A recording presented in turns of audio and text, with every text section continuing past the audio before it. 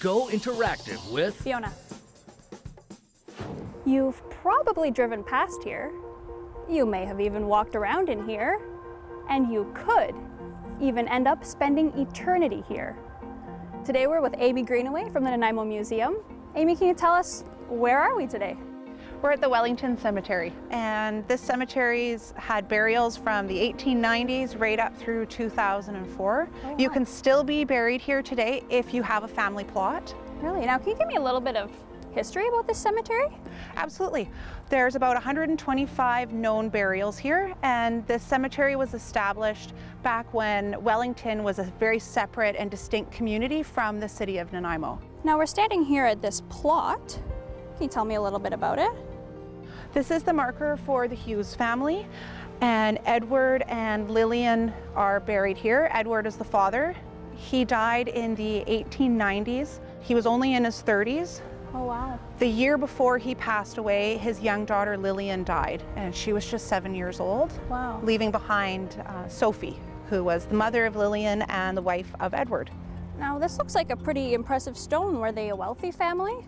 Well, we know that Edward Hughes was a coal miner from Wales, so it doesn't seem likely that they were wealthy. Some people in this era belonged to fraternal organizations, and their membership in the fraternal organization would also include help with funding for burials. Now, it is an older stone, so it's kind of hard to see here, but seems like something was engraved here. This kind of looks like a book to me. Can you tell me a little bit about this? Absolutely. The symbols on the marker tell us a little bit about who the people were in life, and the book on the top is a Bible, which tells us that the family was very religious, and the initials that you noticed here on the front say AOF, which is the Ancient Order of Foresters, which is a fraternal organization from Britain, and he was obviously a member. This is really faded, but they're gates, and they're supposed to symbolize the gates into heaven. And looks like there's some writing here along the side as well. Do you know anything about that? There's inscriptions on the side and the back. One is about children, and one refers to suffering from a loss, and they appear to be one for Edward and one for his daughter Lillian. They're both, one is a hymn and one is a passage from the Bible. So again, another reference to how religious the family was. It's amazing how much detail you know about these people from so long ago. How does the museum have all this information? We spend a lot of time doing research. So we look at census records, we do genealogy research, we go to the Nanaimo archives. The city of Nanaimo has some records for the cemetery as well. One of the really interesting features of this cemetery is that you'll find markers that are inscribed in Italian and French. And the reason for that is that the community of Wellington had a lot more of a diverse population than even the city of Nanaimo nearby. So there's a lot of people here from Belgium, Italy, Finland, and you see that in the markers that are still here today. Amazing. Now, I love stories like this. I could listen to these all day. And there is an opportunity coming up for people soon to hear lots of stories about the Wellington Cemetery. What is it? Well, we're doing tours of the cemetery this summer, and the next tour is on Thursday, August the 20th at 10 a.m. If anyone would like to register for that, they can contact the museum. Awesome. Is this tour for anyone, kids even, or is it more of an adult tour? We've had teenagers on this tour, but I would say for little ones, it's a bit much because there's not too much to see in a cemetery. So definitely adults and seniors are the bulk of our audience. Awesome. So if you're like me and you can't get enough of this sort of thing, then call the Nanaimo Museum. Thanks very much, Amy. Thanks. I got the female kingfisher in the scope. As an adult, two of the things I really regretted not learning about as a child was to find out the names of the birds and also to learn the names of the constellations. And about 20 years ago, I had the opportunity to work with someone who was an expert birder. He took us out on a bird walk one day and identified all the birds around him by their voices, which, to use his phrase, knocked my socks off. And I thought, man, I'm never going to be able to do that.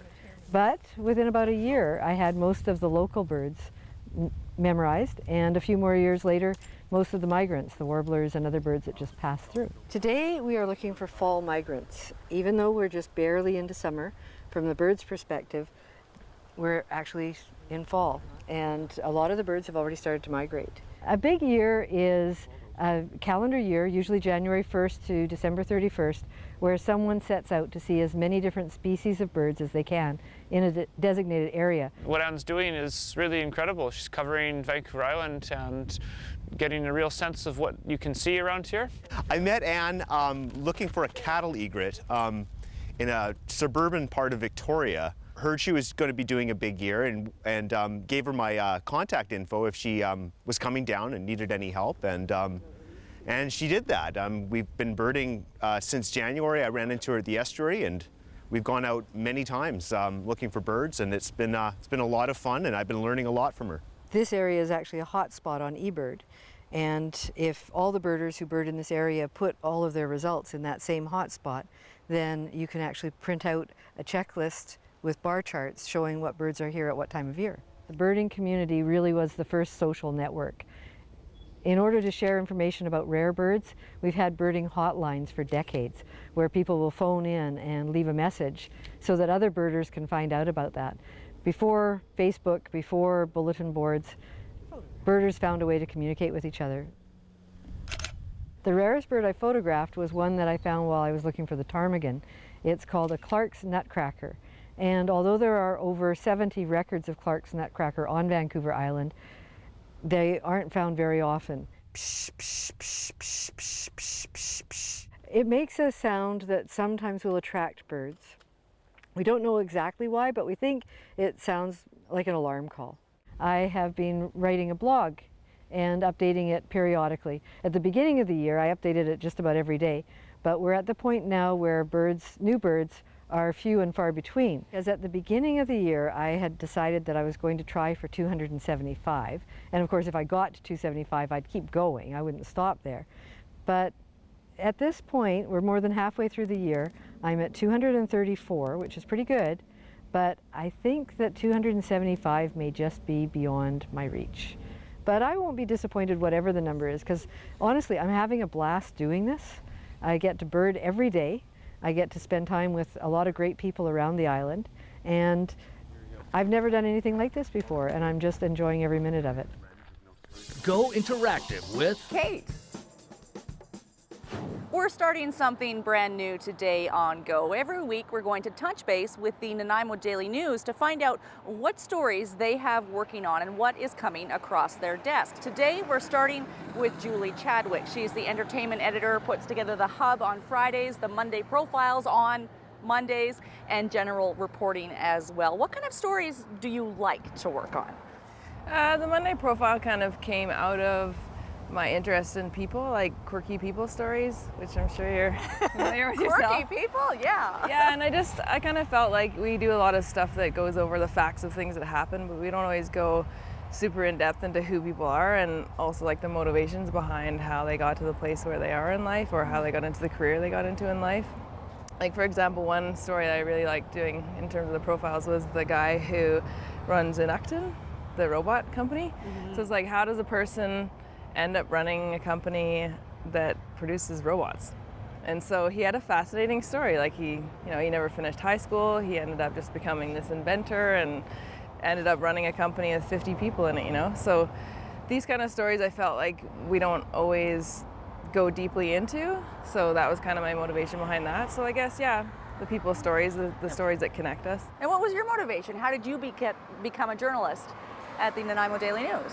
I think it started as a combination of obviously liking writing and this desire to kind of be of service to the community.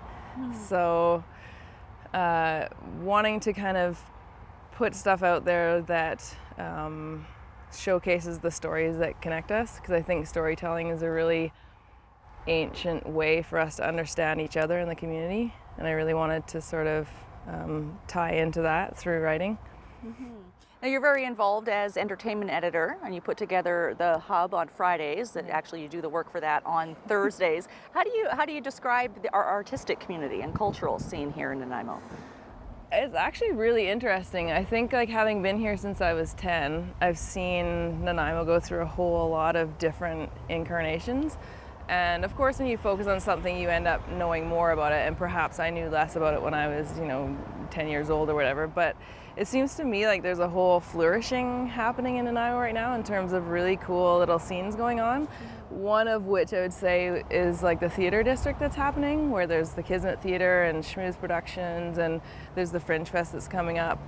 So there seems to be kind of like in the film scene, like there's a really kind of exploding film scene going on here, which I think is quite exciting, and that all seems to be within the last maybe 5 years or something. It seems like your range of a journalist is quite large, because you like to get into some of the meaty, maybe not controversial stories, but the residential schools. You were working quite hard on some features for that, I think. Yeah, I'm going to be looking into, I'm not going to talk too much about it yet, but I'm looking into like paper, right? fentanyl deaths and stuff like that. I'm looking into that. It's going to take a fair bit of research, but yeah, I like Is that happening here in Nanaimo? Well. Yeah, fentanyl. Yeah, there's been a fair number of fentanyl deaths, and so looking into how that affects the community and where is this coming from, what are the risks associated with that kind of stuff. Yeah, it is pretty wide-ranging. I find though that the storytelling aspect kind of connects it all together, where if you try to pull out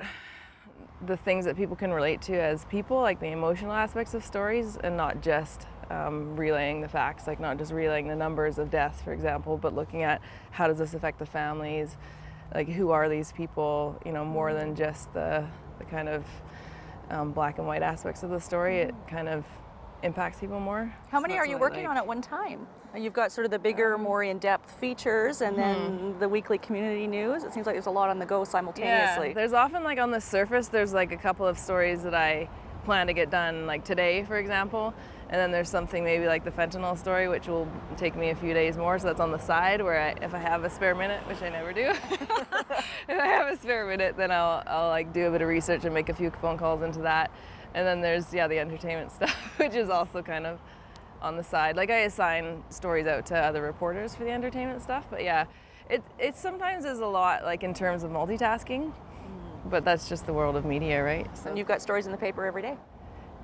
Pretty much. Yeah, excellent. Okay, and if people want to reach you, if they have ideas and story leads or feedback on stories that they see in the paper, email's the best way? Yeah, email. I'm on Twitter as well, Julie H. Chadwick. Well, we promised plenty of sunny days here in Parksville, and then the Parksville Community Park is the place to be, because we have 22 sand sculptures of really high quality. Sculptors from all over the world came for this Quality Foods Canadian Open Sand Sculpting Competition. And I'm Cheryl Dale. I'm president for the Parksville Beach Festival Society, proud hosts of the event.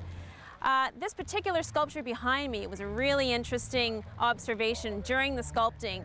Peter Vogelaar, Dennis Klein, third place doubles winner.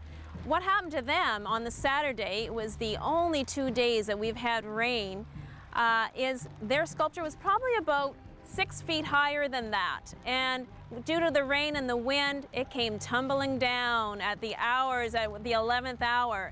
And because they're professionals, these two gentlemen turned their whole sculpting idea based on the theme of heroes and villains into this particular one. They focused on fire and firefighting. So they depicted their hero to be the firefighter and the villain as the fire itself. So come on down, take a look at the intricacy behind this sculpture. You're going to be impressed.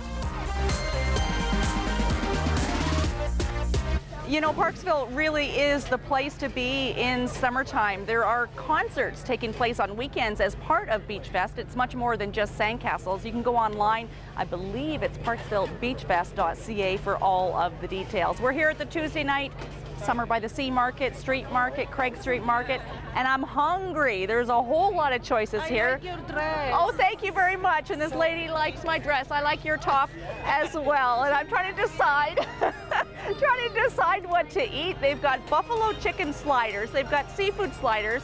I'm a big fan of a Dragon Bowl, and there's a taco truck here as well. That's only a few of them.